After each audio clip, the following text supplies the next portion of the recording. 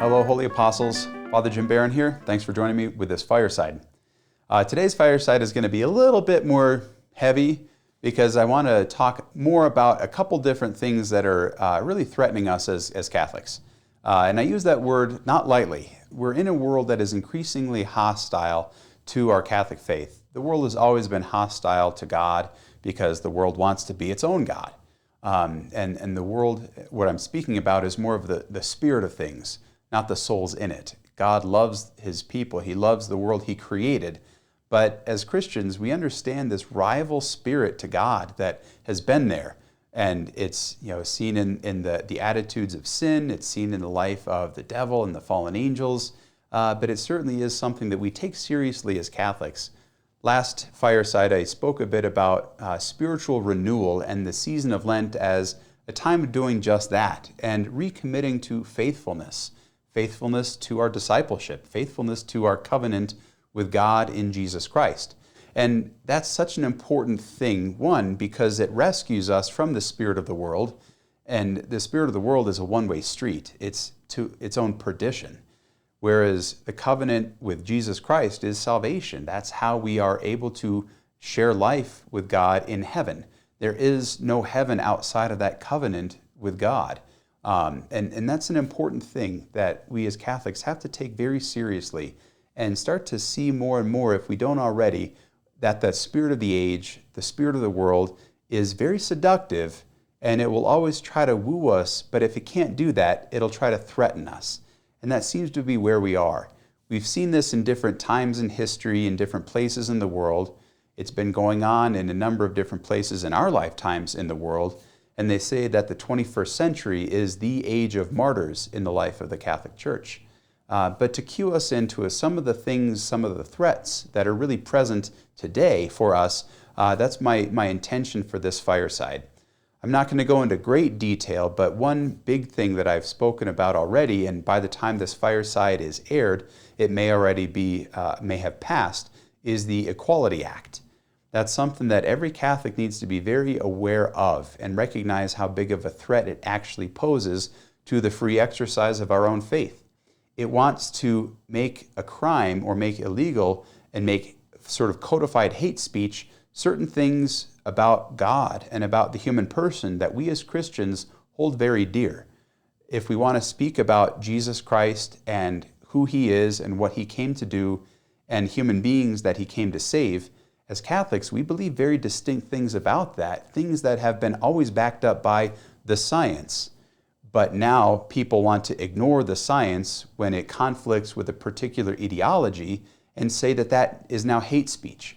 And so, as a Catholic priest, some of the things about our faith that I have a right to preach faithfully and fully are, under the Equality Act, going to be considered hateful and something that could get me in big legal trouble. As Catholics, we have various ministries and mission work that we do that is now going to be severely restricted, if not threatened altogether, under the Equality Act. We won't be able to do certain things because the government will now want to require us to contradict and deny very important, very central aspects of our Christian faith. We'll unpack this a bit more, but the three big areas that this really is threatening is, one, again, the free exercise of our Christian faith, in particular, the ability to publicly profess what we believe to be true as Christians when it comes to especially issues about transgender. This is going to be expressed not only in our religious practice, but also with other things like Catholic schools and Catholic colleges, the curriculum that's going to be mandated or the curriculum that's going to be forbidden. There are going to be things that threaten our wives, our daughters, our girlfriends, our children when it comes to the requirements for facility usage. A biological man who calls himself a woman would be given full access to all of the facilities, all of the sports, all of the other opportunities that biological girls are in, whether it's sports programs, locker rooms, academic programs, other competitions. If a man decides that he is a woman and calls himself such, everybody's going to have to recognize him and give him the same access to everything that a woman has. And so everything that women have worked for in equality over these last centuries really is going to be erased. We've already seen it back in Connecticut when young women who worked very hard in their track sports lost to biological males who called themselves women who won those competitions.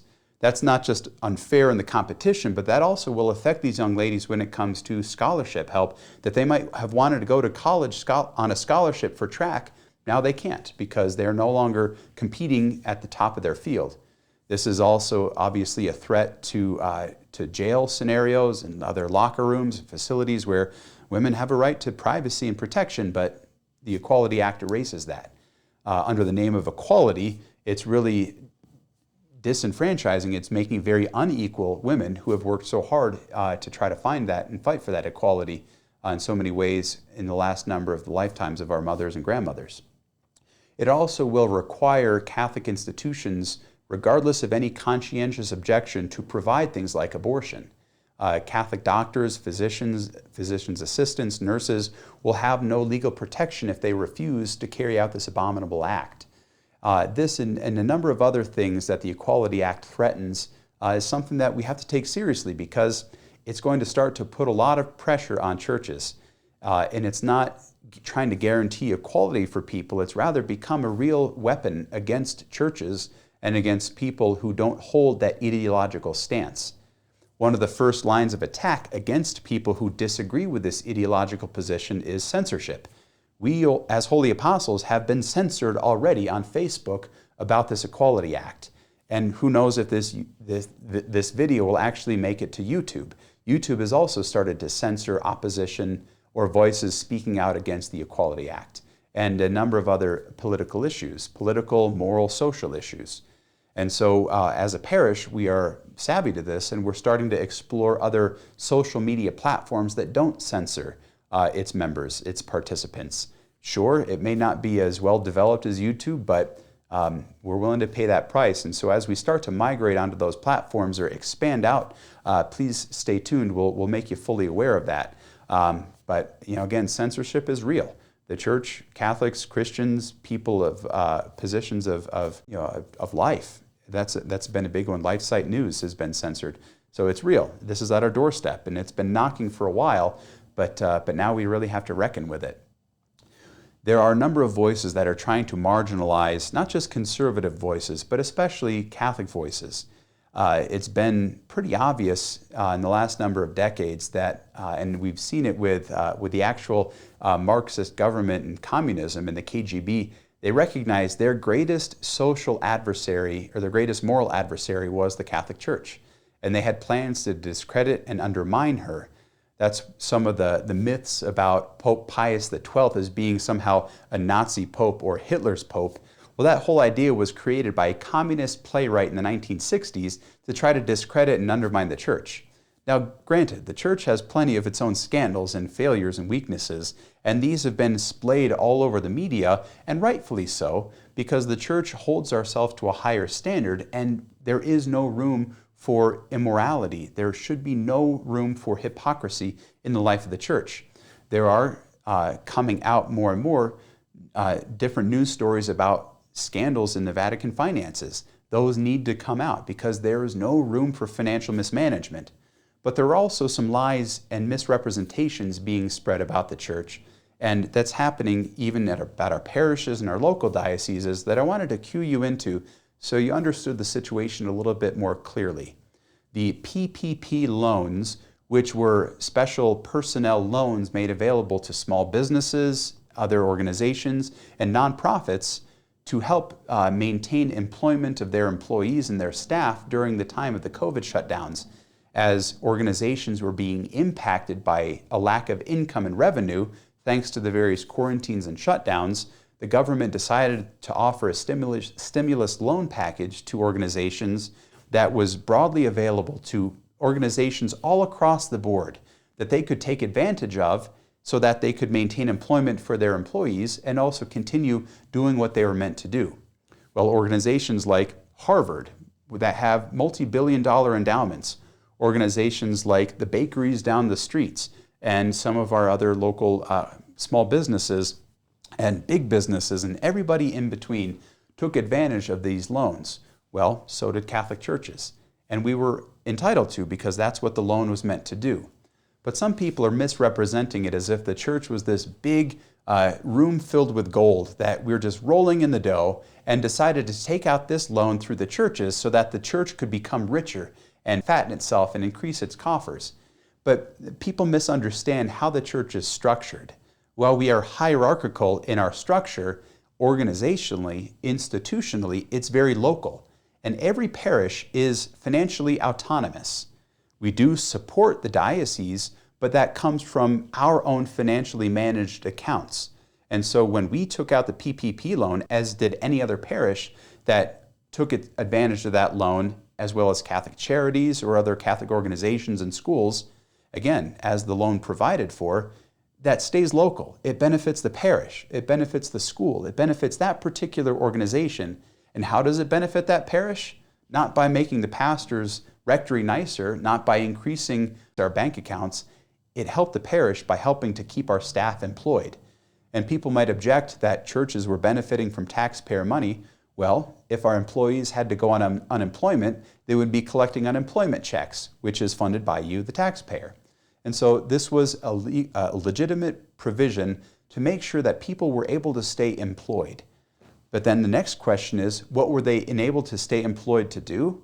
To serve. That's what Catholic parishes and the mission of the church is, to serve people's needs. And so we were serving with faith formation, with the sacraments. We were serving people in their need, helping to offer counseling and financial support through our outreach efforts. So, people who want to criticize the church for taking advantage of very legitimate loans for very legitimate reasons often misunderstand the structure of the church as if the parishes were taking loans and then the church was sucking it all up into one central account. That's not how it works. We're very subsidiary. Parishes are responsible for their own finances, just as are all the other subsidiary institutions within the life of the church. People want to misrepresent this and try to demonize the church as if the priests, the bishops, the Pope were taking their Scrooge McDuck gold bath every morning with the American taxpayers' hard-earned money. That's not how it works.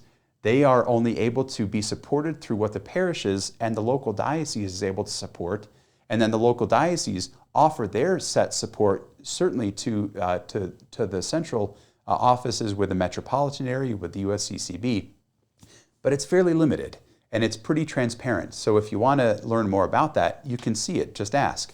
But with this PPP loan, that's being misrepresented as if the church was taking advantage of something it shouldn't have, but every organization did, and especially organizations like Harvard or Planned Parenthood, who are receiving all sorts of income otherwise, they took advantage of this loan.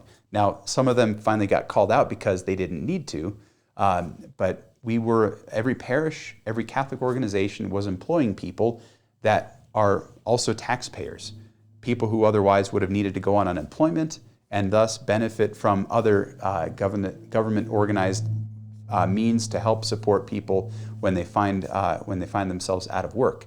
The whole goal is to try to keep people at work, and to keep people at work in organizations and institutions that their very nature is to help other people. That seems to be a worthwhile recipient of loans such as the PPP loan. So, that's one area that the church is often misrepresented in. It falls on all of us to become educated, and I'm going to try to put out some more information on how that works. But please be savvy. Please be aware of how people are trying to really demonize the church to discredit her mission and her gospel and her very voice of credibility. There are, as I said, acknowledgeable scandals in the life of the church that severely damage our credibility. But we should also be aware of the outright lies and misrepresentations that people will offer to try to further that damage or attack it from a different angle.